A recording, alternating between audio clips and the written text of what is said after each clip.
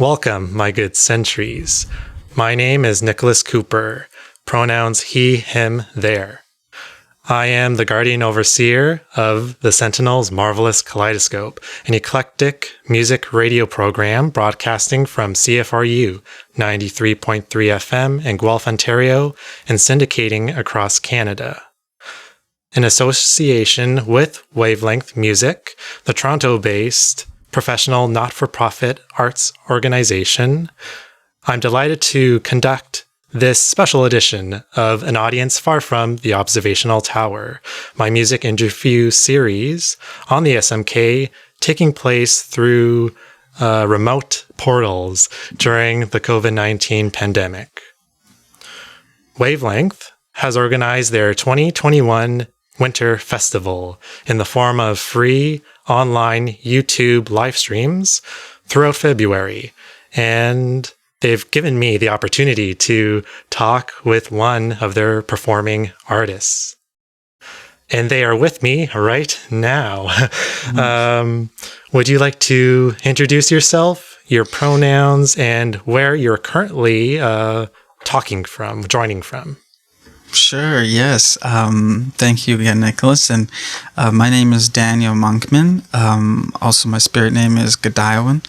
And my pronouns for right now are just he or they. And I'm broadcasting from Toronto, Ontario. Oh, awesome. How have you been doing lately? Lately as in like a week, or lately? Sure, we can do a week. I'm good with any time length. With the new restrictions of lockdown, I'm just continuing my self-isolation, I guess you could say. Just working on my newest record, trying to stay focused on that, and preparing for Wavelength, actually, too. Ooh, that sounds so exciting. So being prepared for new music creations and performances. Yeah. It's hard not to during these times. I'm a big fan of film, so I watch a lot of film to inspire me to make new music videos or write like a screenplay. So it's, I don't know, I feel like a lot of musicians have been kind of preparing for something like this. So it's, it hasn't been too difficult. I guess it's like a good ebb and flow, like a yin and yang between the best environment for creation, also the worst, being like trapped in yourself. Like it's so back and forth right now. Yeah, and I just moved from Hamilton, Ontario, where I kind of knew the area, and I was in a quiet area where I could run, and it was during the summer. But moving to Toronto in the past little while, the winter has kind of settled in, and going out for a jog is kind of not. I could do it, but it'd be tough. And there's just more people in Toronto, so it's kind of hard to navigate through that kind of stuff. Oh, I can completely understand that.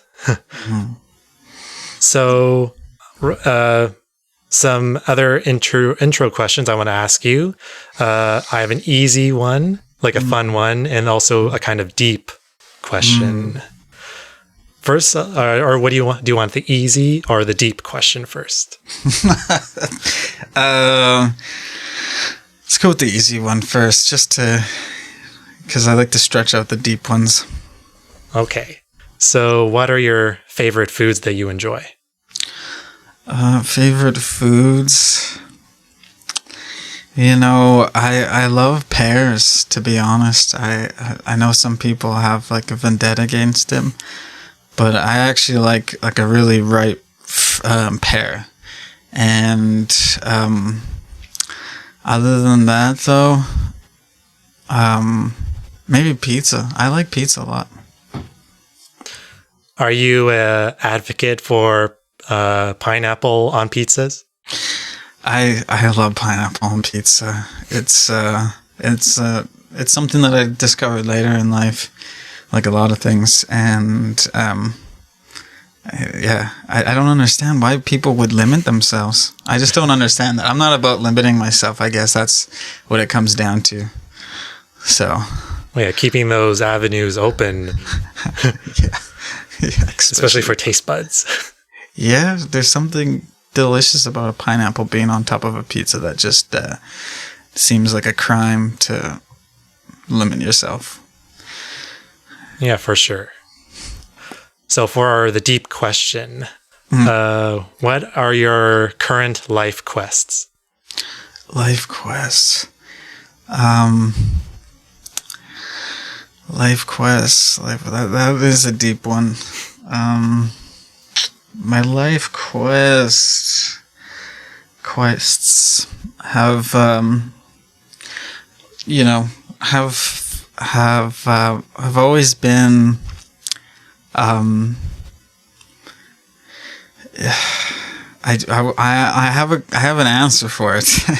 I just have to think about it just for a second, because my life quest would be to not be so scared of wondering about the universe and the infinity of it. Because I think a lot of my frustrations with the world is not fully understanding what it is. And part of meditation is moving past that idea of like having to know what the mechanics of everything, and more so be in the moment and be mindful and show gratitude. And that's something that is a big quest for me, which will probably take a long time. Yeah, that's like a lifelong quest, like trying to find yourself within like the universe and not being afraid of it all. Yeah, because it's scary, all the different possibilities. If the universe is an infinite structure, or I don't even know what you'd call it, like that means that I've lived this life before somewhere. If it's infinity, a different version of myself stressing about stuff, and if that theory is true, it just kind of is too mind-boggling and can really be defeating sometimes. It can be like, okay, well, what does it matter? What does life matter? And it can get kind of dark, and I think that's something that I struggled with growing up, and experimenting with substances like, say, acid.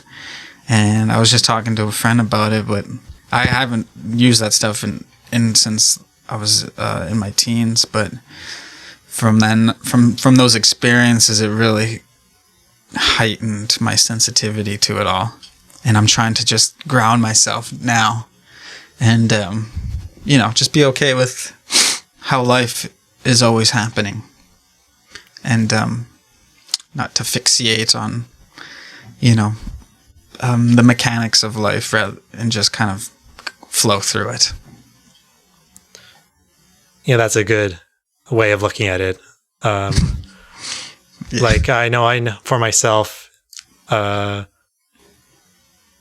it's like I always nitpick on myself and some of my like bad qualities, but you just gotta go with the flow and just accept who you are and what you can do, and just improve yourself in the ways you can. Exactly. Just focus on building yourself up, because people tend to try to help others when they actually need the help. And it's just a good practice to, show yourself self-love before you can maybe love someone else. Yeah, that's so true. why don't we now go into our COVID-19 pandemic check-in? I've been doing these with my other audience artist features. Sure. How have you been handling this pandemic?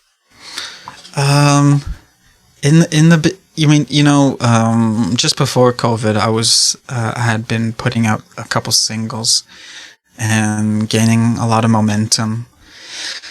And I was in New York in March playing this really cool festival that my friend put on, called New Colossus. And it just felt like everything was going as planned, and it was like there was a lot of momentum, and arriving in New York to see the fear in everyone's face made me quickly realize that this wasn't just a flu, that it was something else, and that really threw a wrench in what I thought was something that was owed to me. Waiting 10 years to put out a record and to put so much work into the PR campaign for it to kind of just, it felt at that time in March that it was going to go nowhere. But I had to really calm myself down and realize that this might be part of the plan. And so from then on, I just kind of treated the COVID like it was part of the plan, and that I had to just kind of accept that I couldn't really change anything, and the most that I could do was just kind of experience it. And that's just kind of how I've been handling it this whole time up until today. I have a couple friends who've been, on the edge and, cracking a bit. And I'm just trying to keep everything equilibrium, and not get too sad and not get too happy about certain things. Just kind of find a fine balance. And that's just how I've been surviving, honestly. Just that. And yeah, just that alone. I don't know if you've experienced this, but I know for me, have you had like a more fast fluctuating between good high moments and then low moments during the pandemic? Yeah, definitely ups and downs. My friend Travis, who was a lifetime friend of mine since we were really young, and he passed away in May, in the middle of COVID, or I guess in the kind of beginning. And so that really that really set the bar for as low as I could ever get. And because of the travel restriction, I wasn't able to fly home. I'm from Manitoba, and I wasn't able to go to the memorial. So from then, it was just kind of I was like, if I can get through this, I can get through anything. If I can just get over this. And yeah, so I just, dealing with death isn't a new thing for me. So I just, I internalized it, and then I worked through it, and it, yeah, I just, from then on, it feels like a walk in the park, Before COVID, I had a day job that I wasn't really too fond about, but because I had to wait 2 years to put out the record with the label, I had to get a day job in between, and it was really killing me.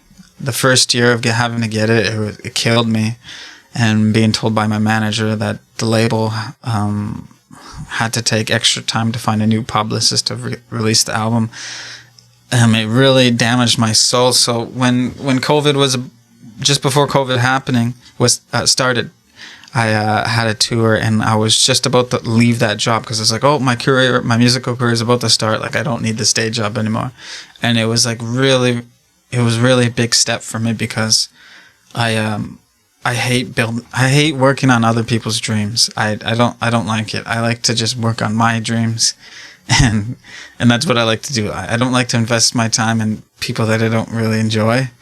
So it was big for me, and when I was able to when COVID happened, that job shut down, and I was able to just focus all my time on music, and that brings me a lot of happiness and joy. And with the album coming out, I had money coming in, other that I didn't need my day job really. So I'm honestly just very grateful, and I've been having obviously some bad things have happened to me and my friends, but like my childhood friends, I've been pretty good, to be honest. Like nothing can really do what it did to me in May, so I'm pretty good right now.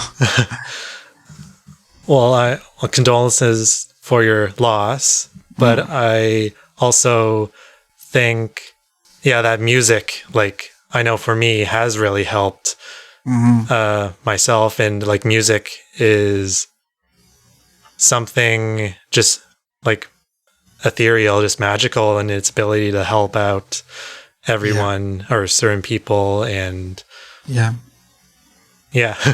lot of people for sure.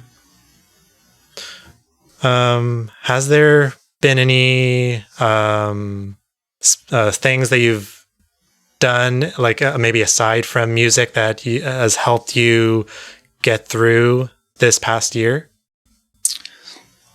Yeah, I started, I kind of debuted a short film that I produced, written, and directed myself. I know it sounds like a lot of titles, but really it was just me filming and improvising in front of the camera with like different lights. And music has been a big passion of mine, but film was before music. Like I would go visit my dad in Winnipeg, and he would put on a VHS of like Anaconda, and we would sit there and watch it. And film was just always something that my dad would always be like, let's go to the movies, get some popcorn and stuff. And so music was always ingrained in my creativity, subconscious creativity. And so now that I'm older, I found music as a way that I was able to, I couldn't afford a camera back in the day, so a little acoustic guitar and an 8-track was reasonable for me to do. So I ventured into music, but I always knew that I would want to use music as a way to lift me up to produce films.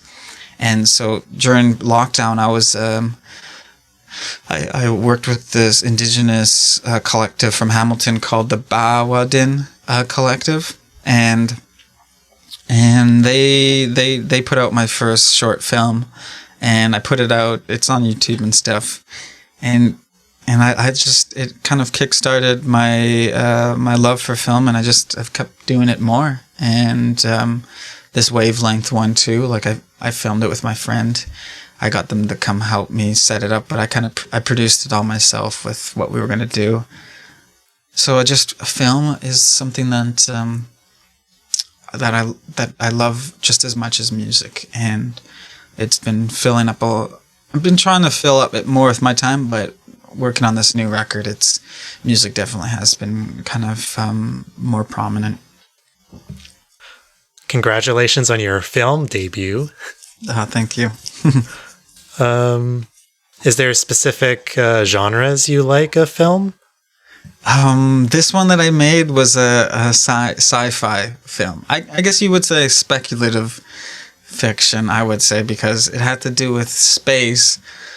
But, it's inevitable that we are in space, so there has been space travel.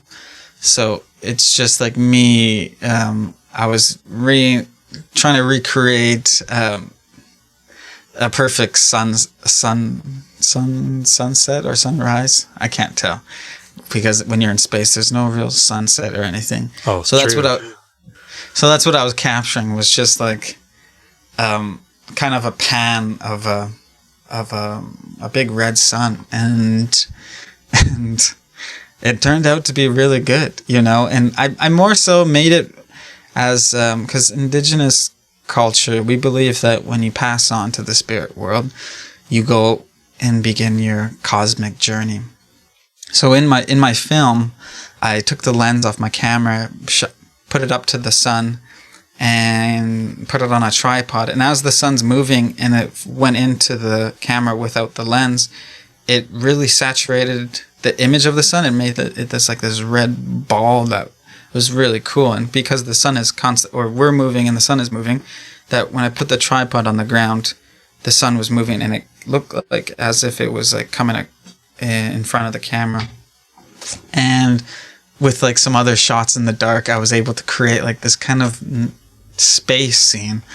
And in the shot, you'll be able to see like this like floating light that's supposed to be like my representation of my friend Travis kind of going through the universe, experiencing the perfect sunset of this big like red sun or something, you know. And yeah, that's so I guess it's like science fiction, but it's like speculative fiction too. All right, that's very ingenious, actually, of using your camera without the lens. I'm a photographer, well, I guess amateur photographer myself, and I'm also getting a bit into making videos too. Yeah, I never thought of trying to take you took off the whole lens and just let it expose to the air. Yeah. So you just like okay, so I let the sunlight come through this prism that was inside my window. So the prism light would shoot down on like a beam of light, and I would put the beam of the camera in front of the beam of light, and the beam of light would slowly move across the camera because we're moving and the sun is moving. And then that's your shot. It's just like, by creating that, it looks like it's panning. It's not the camera panning, it's actually just the sun moving. But I was able to layer different images together so it looked like the camera was panning. I'll send it to you later. No, that'd be great to see. Yeah. Why don't we now talk about your passion of music? Yeah. Part of I've read your bio that on your label, our Paper Bag Records, a thing that stuck out and is, I guess, its main part of your, your whole life and your music, development is like music saved your life. Mm-hmm. How important is music to you? And in that effect, why do you create and perform music at all? I think I owe it to music in a weird way, because when I say that music saved my life, it did in a really philosophical way.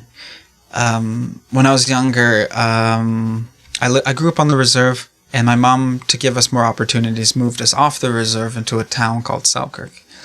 And upon arriving in Selkirk, I had experienced racism for the first time. Before, it was just something that we kind of knew about on the reserve. But once I got to the actual town, I started noticing people treated me different. So kids wouldn't play with me and stuff. So just like any other Indigenous person coming into the city, we feel isolated from the majority of people in the city. So we always find, for the majority of Indigenous people, they live in more of the poverty areas, and with that you find more Indigenous youth who or maybe don't have a lot of supervision with adults, and they're kind of running around unsupervised.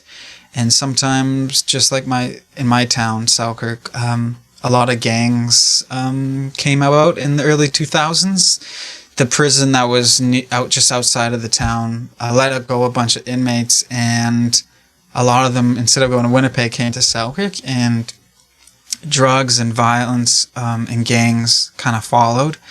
And so when my mom moved us to the town, she started to notice that I was hanging out with a lot of Indigenous folk, and a lot of them were great, but a lot of their older relatives started introducing drugs and gang style to us, and I was going into a path that has nothing to do with music. It was like I was listening to a lot of hip hop, which I still love today.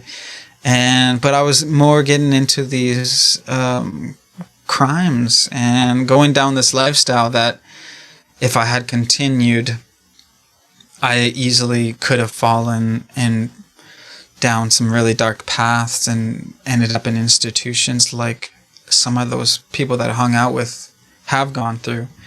And but along that time, my mom realized that, so she was like, okay, I'm gonna take my savings, invest in a house, and move us out of the city. So my mom moved us out of the city into a small village called Lebo. And it was there that I went to this school called Happy Thought, and it was filled with a bunch of racist country boys and farmers. But it was there that I found out about misfits. And there was this guy in my class who had the Devil's Lock, and his name was Scott Willett, and he listened to Nirvana, and I was listening to Nirvana at the time. I just got discovered into Nirvana's earlier work, and he showed me how to play guitar. I kind of knew how to play because of my mom, but he really showed me how to, use distortion and stuff like that. And it was from there that I was like, oh, I love music. Like right away, I knew that I couldn't learn other people's songs. I always wanted to write my own. And it was from then that I realized that I could share my story in a way that I could express myself properly. And from music started to unlock a lot of things in my subconscious about, appreciating life, or, now what I know now is that music was like a form of meditation for me back then. And so that's why I say music saved my life, because I could have easily went down a different path, but because of certain scenarios, I ended up finding music and discovering it in a whole different way. And so that's why I say music saved my life. Yeah, music has that great influence to find yourself and to express yourself. Mm-hmm. Is that also a thing that music does for you? You're able to express yourself in a way that's like different from any other communication? Yeah, totally. Like, as being, I don't always want the petty, but as being like a First Nations person, I wasn't like, I remember teachers wouldn't want to educate me. They didn't even want to be around me in these racist schools like Happy Thought in these rural areas. So I just felt like for a big part of my childhood, I always just kept quiet. But I always had like a million things going on in my head. And so I just felt like I was kind of muzzled for a lot of it. And when I started experimenting with music, I quickly realized that a lot of my friends were like, you're really good at writing songs. And this was like early on. And even older people from MySpace would message me and be like, oh, your songs are so weird, but like really, really great music. And so I just realized that this was a language that I could speak, that these kids who had everything, who had their parents, had lifestyles that I would always like dream about having, that I had found my own place where it didn't matter where I came from, but what I was doing was better than a lot of the people who I thought were like these, well-off people. But I found my own corner in music, and that's that was like the gold mine. I knew that I hit like a jackpot, but it took a while to kind of like craft it a little bit more. That's awesome. Like being able to, just find something to keep on going with. Yeah. So the guitar was your first instrument that you picked up? I would say the guitar was the first one because that was what my mom used. But my mom knew that I was going to be creative, so she just bought like a bunch of different instruments. So we had like a drum kit, and I love playing drums. Not so much, she didn't have a piano, but I would say drums, guitar, and piano are like my faves. Yeah, I think that actually, well, like, those are like the main instruments for the kind of music you create, which we'll talk about that very soon. I guess another part, like you've kind of been saying it, but a part of your, I guess, coming, there's like a, or I guess correct me if I'm wrong. There's a, there was a healing process when growing up, and part of it had to do with rediscovering your, or learning more about your Indigenous heritage through spiritual guidance and healing. Do you want to just, for me, explain that a bit more? Yeah, sure. Like I was saying, I grew up on the reserve, a lot of culture there.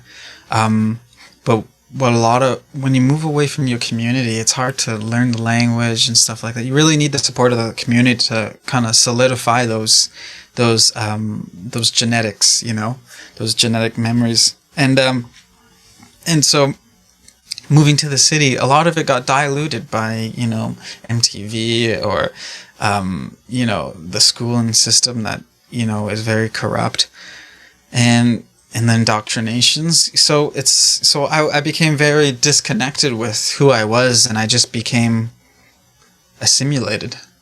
And with that, some of the guilt comes with it, because when you're told, from a young kid, and you're constantly being told that you're dirty, or you're hearing what the RCMP have to say about Indigenous people in Winnipeg, and so you just start to realize, you're like, oh, I might as well just be someone else. And so in my youth, I wouldn't tell people that I was at First Nations. My dad told me not to. My mom was hanging out with some religious people, so we weren't able to burn sage at the house. So long story short, I was really disconnected with who I was, and that started to catch up with me. It started to catch up with my soul and the way that I conducted myself as a being, and with the weight of racism and stuff, I fell into the traps of trying to numb the depression. And like a lot of people, I found substances as like alcohol and partying, and trying to just disconnect yourself even further from the self, which can be good sometimes, but in this instance it was doing more damage than it was good. And I eventually had to jump ship, and I left Winnipeg, Treaty 1, and then in 2012 started my spiritual journey, where I had signed with a label back then, but I finished my record with them, and I quit music, and I packed my one guitar and a truck that my dad helped me purchase, and moved out west to get away from music and kind of do that geographical move. And I was thinking that if I got away from my problems, I could start fresh, but I didn't realize that it doesn't matter where you go, you are the problem. And so I for 8 years, I began this spiritual journey with going to different support groups, Buddhist meetings, treatment centers, trying to figure out and diagnose what was wrong with me. And so I went to a lot of these Christian-based support groups, AA, NA, SA, and it always came down to this Christian God, always giving, surrendering to this Christian God, and I just hated it, because the Christian God was associated with the residential schools where the missionary would come in and indoctrinate young kids, and my dad went to the residential schools.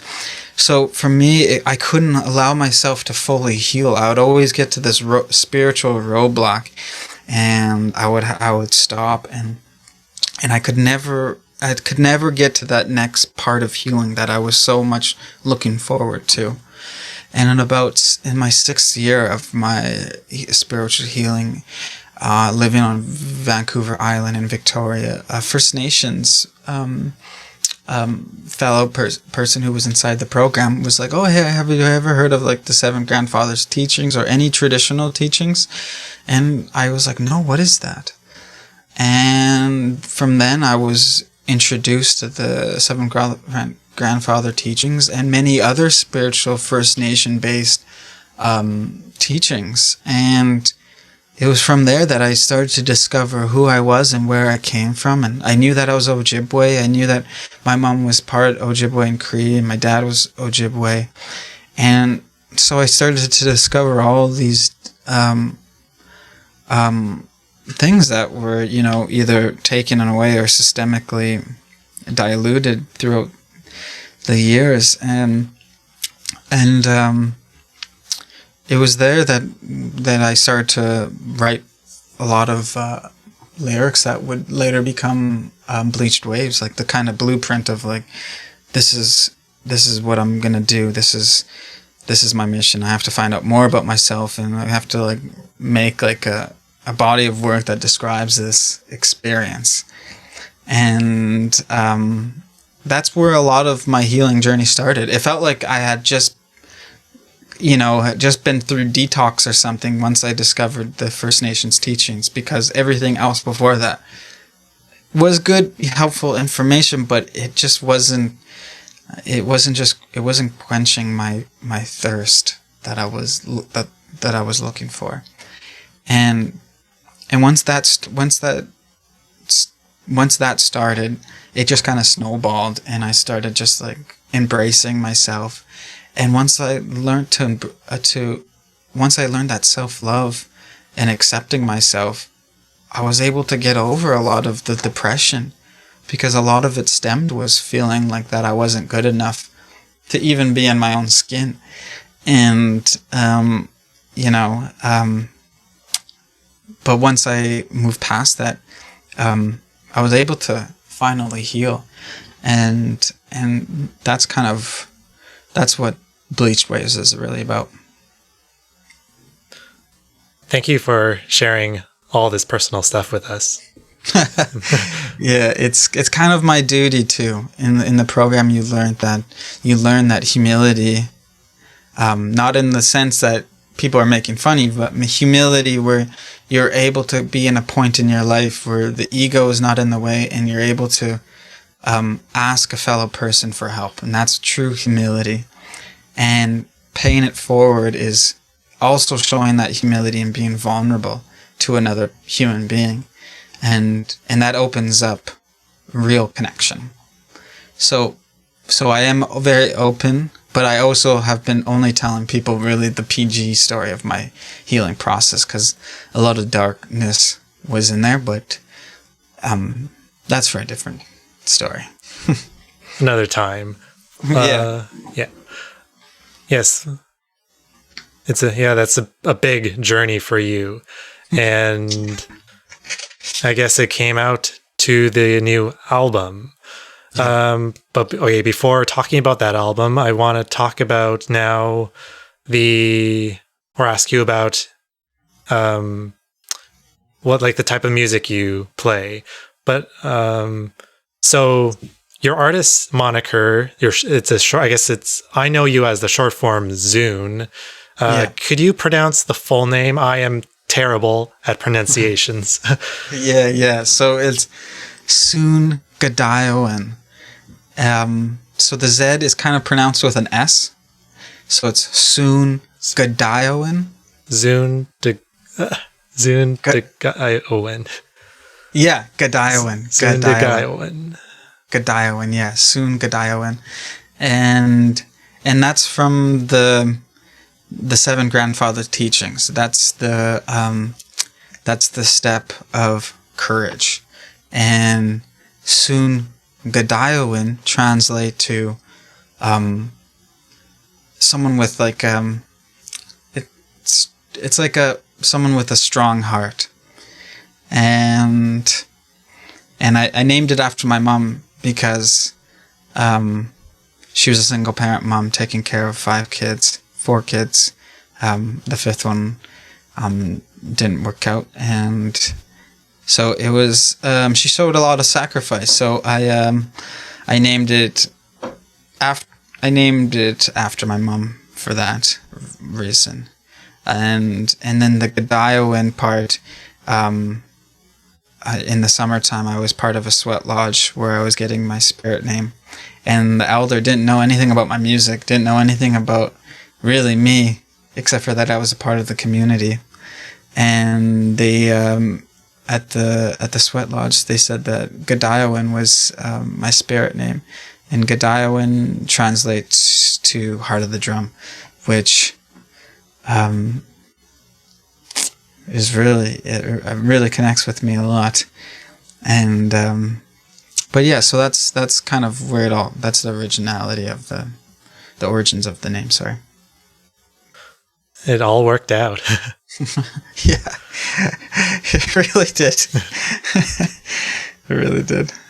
So how would you describe the musical style you have cultivated?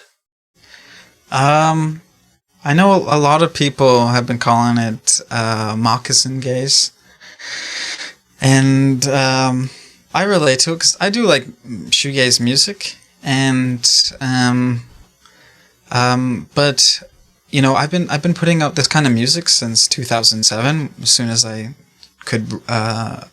got a recording machine, and then I took the 10 years, basically 10 years away from it all. And in that time, in that 10-year gap, and all my early work is available on the internet too. It's just I went under a different name, but if you just type in Daniel Monkman Winnipeg, the music will pop up. So I've been putting out this kind of indigenous shoegaze music, but I never called it anything because I hadn't accepted myself as First Nations yet. So then I started my spiritual journey, and 8 to 10 years later, I put out my music, and people are like, "Oh, this is a moccasin gaze," and I was like, "Oh yeah, that's cool. That's really like crafty." But they were saying that there was another band called Nihiwak who put out a record 2 years ago, and someone has been calling them moccasin gaze, and so I just let people call it whatever they want.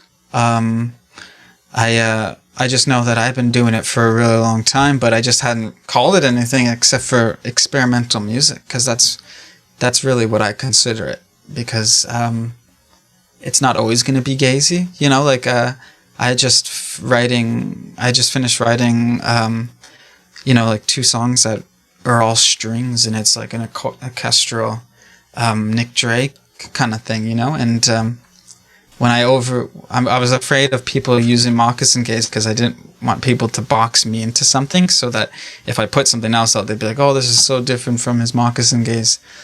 So, but people are calling it moccasin gaze. I think part of that, like, title, I guess for me, like, it does like open the door to like different sounds and like it's true. different it's expectations true. from what has come out in the past. It's true. It's very true. Yeah. And I think some of the best music is experimental, even if it's not like the traditional sense of experimental, just something completely different. Yeah, totally.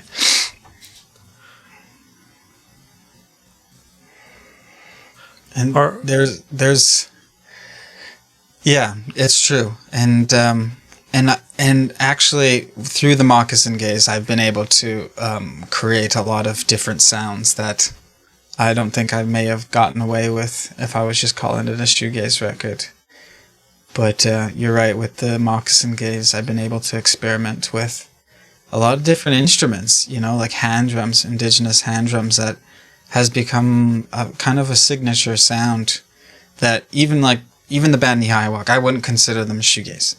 I would like I'm sorry to say, but there's a lot of bands calling themselves shoegaze, and I'm no purist, but But when it comes to shoegaze and people just add in a little reverb pedal and they're like, oh, it's shoegaze, I'm like, no, that's kind of just like, mashing up tomatoes half-assed and calling it ketchup. It's not really ketchup, in a weird way.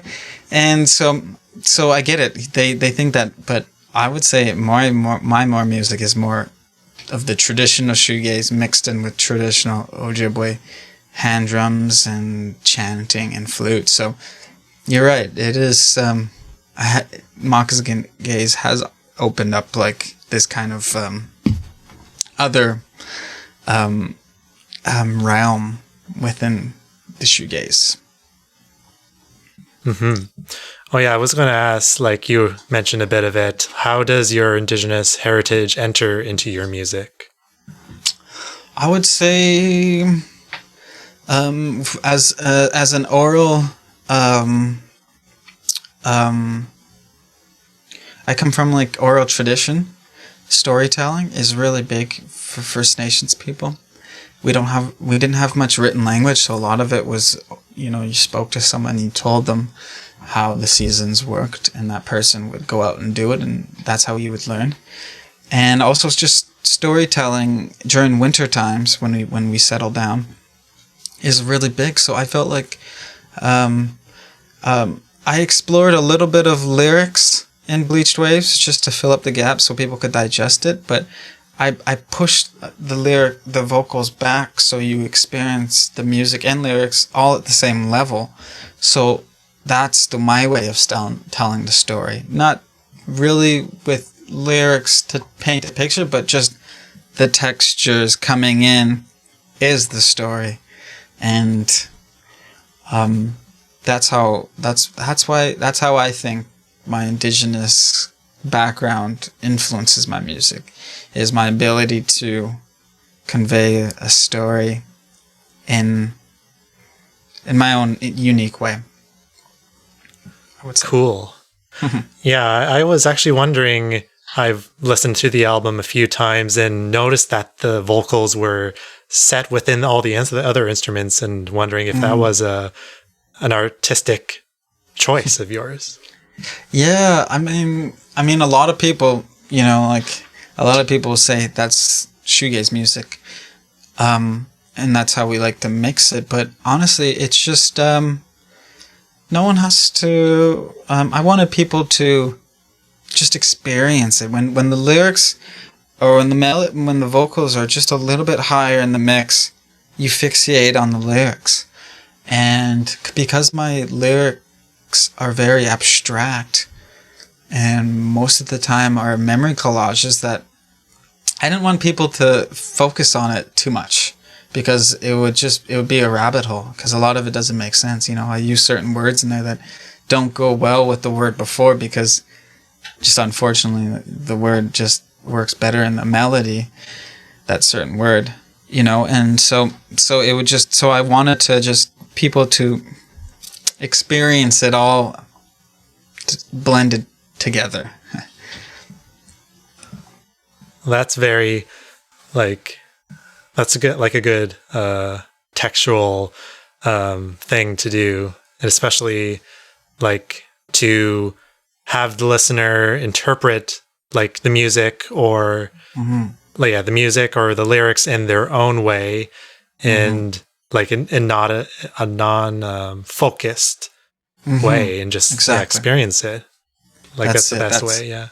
That's how I always, that's the kind of message that I've been pushing, is that the music isn't meant to be overanalyzed. It's just the music is supposed, because I do a lot of film work. So when you're making a film, when you're doing score, you're trying to bring out emotion with the film, right? And you're trying to create an atmosphere, and that was my approach with the music. I kind of wanted just to create an atmosphere for the listener to kind of listen, put it in, and go into their own mind, and maybe get into some kind of trance where they start thinking about their life, and something happened, maybe they could overcome something. That's why a big reason why I made it too. Awesome. Because I love those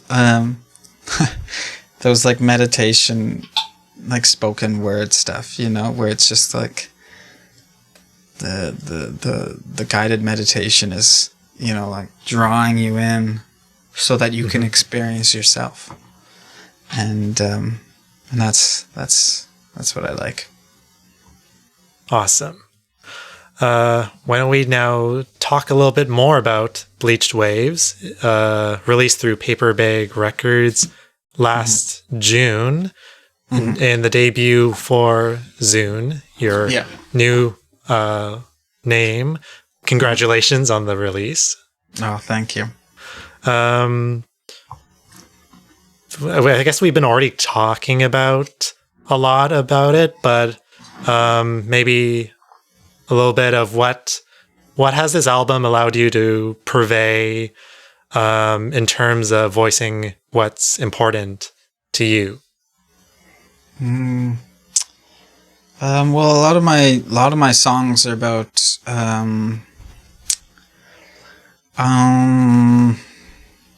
a lot of my songs are about recovery, and that's a major theme that occurs throughout the album, and it's something that, you know, that I had to do, and it's there's many other things that I'm trying to push with the music, but a lot of it is healing and recovery, and you know, being vulnerable. That's why I made the music very sensitive, and you can tell in certain parts it's just like really soft. But yeah, through the music, I just try to touch on recovery the most, I would say. It's like, would it be like a personal antidote, like an audio thing that you had to release for yourself? Yeah. It's like, in part of the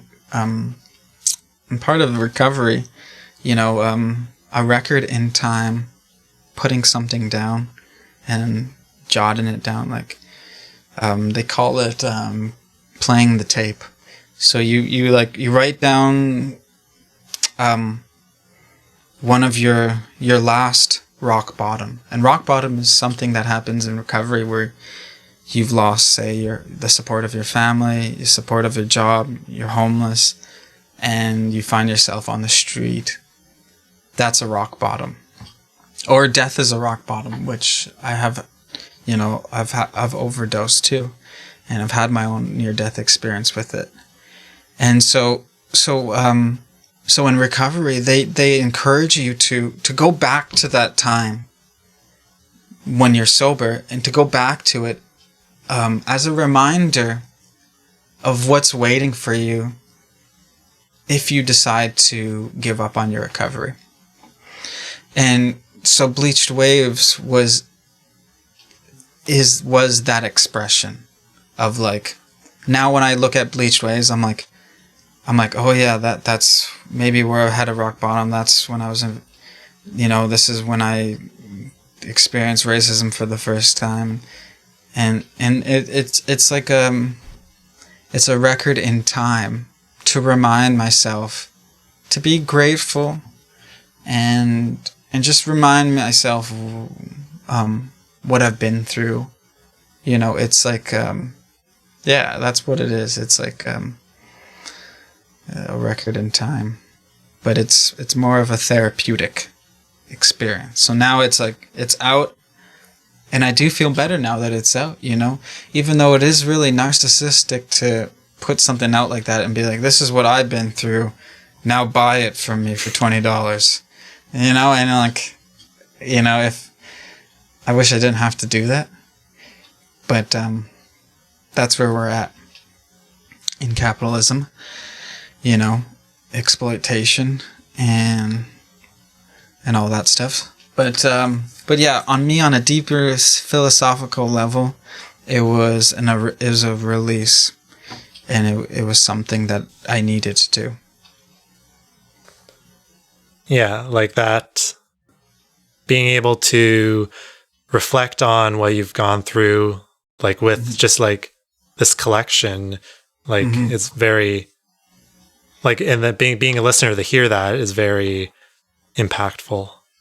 Yeah, I hope so. Well, it seems like you've gotten good reception from it. Has it like connected with a lot of your audience? Compared to last year when I didn't have anything. Oh, I guess it did come out last year, but the year before that, when I didn't put out anything, I was getting a lot of hype because people come to the live shows and their experience, and the live show is incredible and very big and very ethereal. And so I was getting a lot of good responses just from that alone. And once I started putting out singles, it became apparent that a lot of people liked it.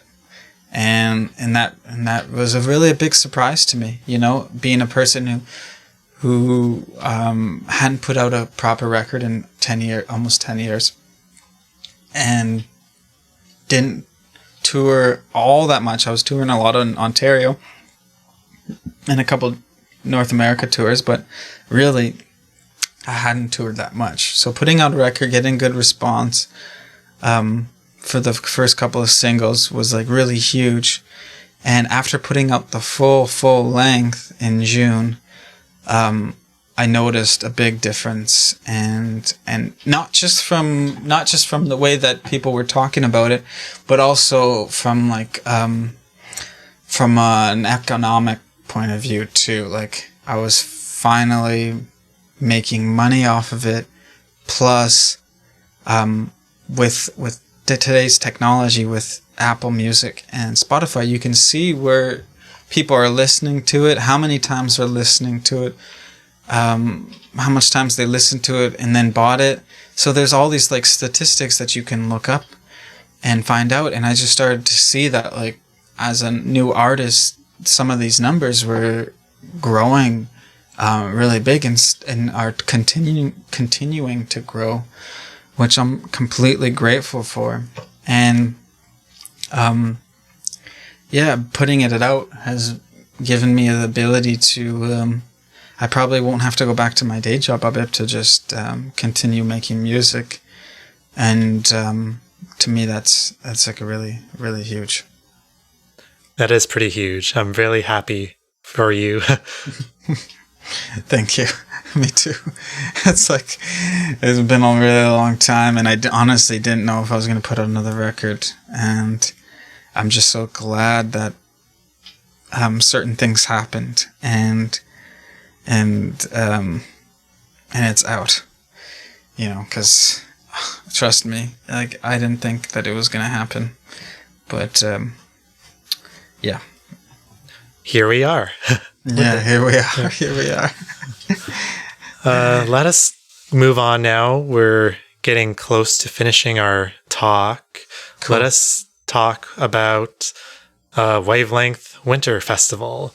Yes. How was it? How does it feel to be part of this festival? I mean, it feels amazing. I remember looking at Wavelength Festival for the last couple of years, hoping that I would be able to play a festival like that, or even to fill out an application to have them respond was like pretty big. Even just in the sense that a few years ago I would apply for every festival available and no one would get back to me, but now it's like festivals asking if I want to play. And it's, not to get too like narcissistic about it, but as like as an artist, it's a really big compliment, and I'm very humbled to be part of it. I'm unfortunately, I won't be able to see the other bands play like on the stage, go up next after them. It'll be all virtual, so I'll be watching from my bedroom. But yeah, just super grateful and humbled about it, and yeah, just I'm really excited. Yeah, this festival, even though it's virtual, is like really exciting. Yeah. Let me do like the promo for it. The live stream you're going to be performing in is on Saturday, February 20th, through Wavelength's YouTube channel, 7 p.m. Eastern Standard Time. You're playing along, or I guess virtually alongside Maryze and Backxwash.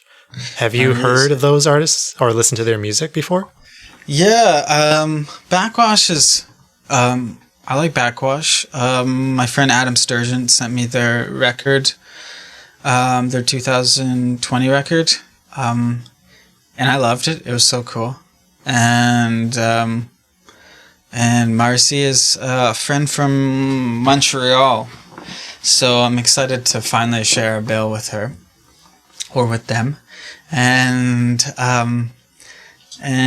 yeah, I'm just it's such a big tease. I would love to play with these people on the same stage, really feel the music. So but this is gonna be a new experience too. I haven't watched a whole lot of live streams. I've done them, but I haven't really watched a whole lot of them. But every time that I have, I've gotten a little bit better equipment for my room. So now I can like blast the live stream on my big speakers, and I think it will help the experience.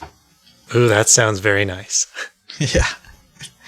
Is there what can we expect from your performance? Can you tease us a little bit? Is there anything special?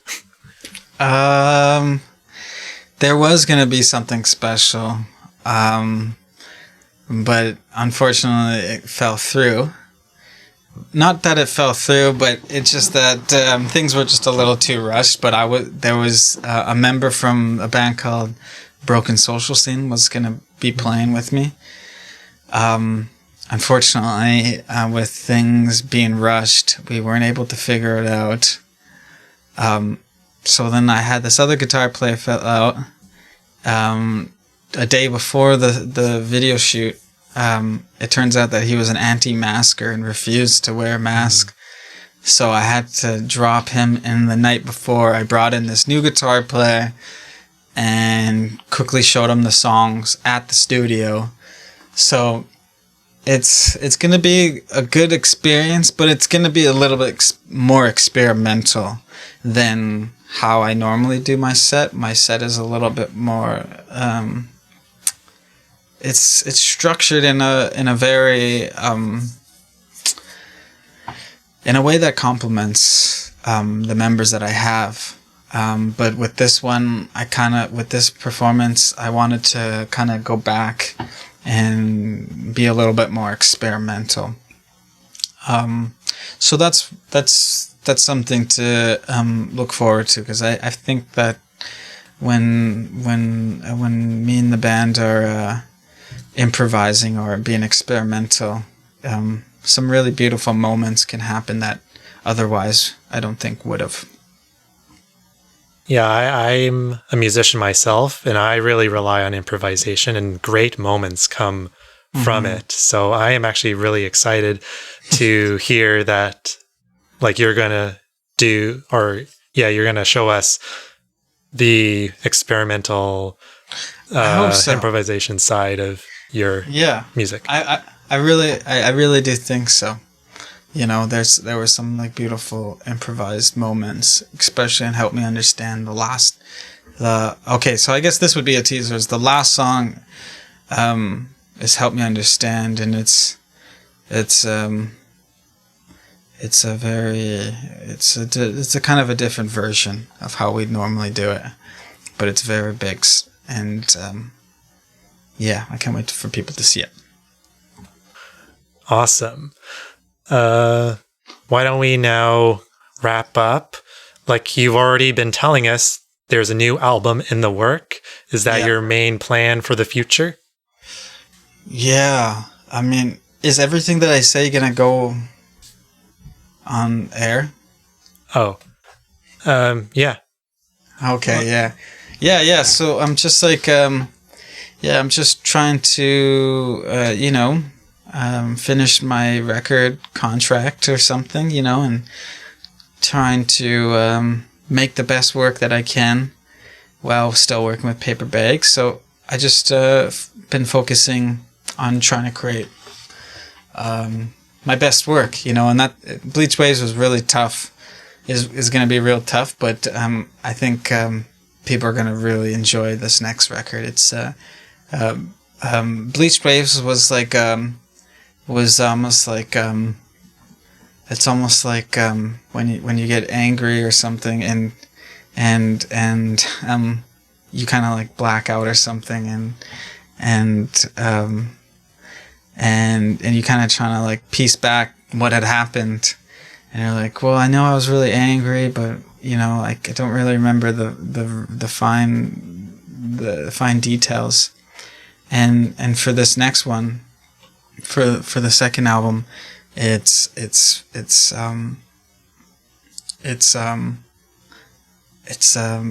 slowed down.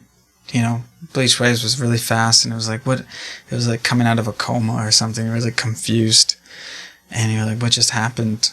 But with the second one, it's more like I'm creating this atmosphere and inviting people in, rather than Bleached Wavves was kind of just like I was jamming it down people's throats. Where now it's like I'm inviting people to this space and the sounds that I'm making, and it's a lot longer of an album too. Each song is I'm exploring ideas and stories and kind of focusing in where Bleached Wavves was memory collage after memory collage. Within one song was like 5 different moments in my life, in my childhood. And with this newer one, I'm just like focusing. One song is about one thing, and I'm really exploring that one idea and taking my time rather than being like, oh, it's almost 3 minutes and 30 seconds. Like, it's not long, it's just enough for radio play. Where now I'm like, not really considering that, Like one song is like 7 minutes long, and I'm just trying to like space it out and go into a different, just a different comfort zone, rather than writing a pop song. And now I'm just being like, okay, write a pop song, but how do I flip it upside down and really experiment with it? That does sound exciting, actually.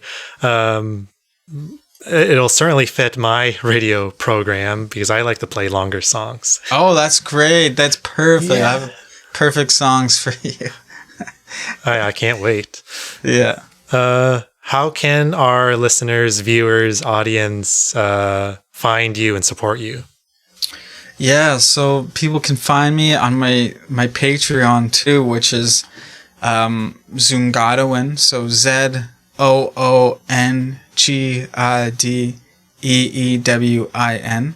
You type that into Patreon and you can find me. And I don't have much stuff going on there because I made it when I was really desperate for money, like a while ago. And then, I got some like radio money. So I haven't been really doing too much on it, but I'm going to be putting a lot more effort into it. And I have a bunch of new stuff that I'm going to be uploading to it. And people can find me on Instagram at Zoongide'ewin. And my Facebook is Daniel Monkman. And the Zoon Facebook is just Zoon Music. And then my Twitter is Zoongide'ewin. And it should be very easy to find because there's only one person with that name, who's me. And yeah, I think that's all the avenues of how to, my Bandcamp is Zoongide'ewin Music. And yeah, I believe that's all my different applications that I use to promote my music. Awesome. one last question, Daniel. What are your words of wisdom for us? Practice self-love and show gratitude. And get enough sleep. I think that's perfect. That's what I'm trying to do. Self-love and gratitude. Those are like simple but powerful words. It's true. That's what I think a lot of people need to do. You know, because reconciliation can only happen within yourself. You can't legislate it in. So for people to actually live up to this truth and reconciliation, you have to practice self-love, and you need to show gratitude, because then you have to show gratitude for the earth that was given to you for you to build a sidewalk on, or something, or a supermarket, or a Costco, you know. So we kind of have been disconnected, but when you practice gratitude and self-love, you start to respect others, I think, a little bit more better. Yes, that's great. Daniel, thank you very much for talking with me today, and for our listeners, both on the radio waves and with Wavelength. Yeah, thank you so much, Nicholas, for this. This has been really great. Thank you so much.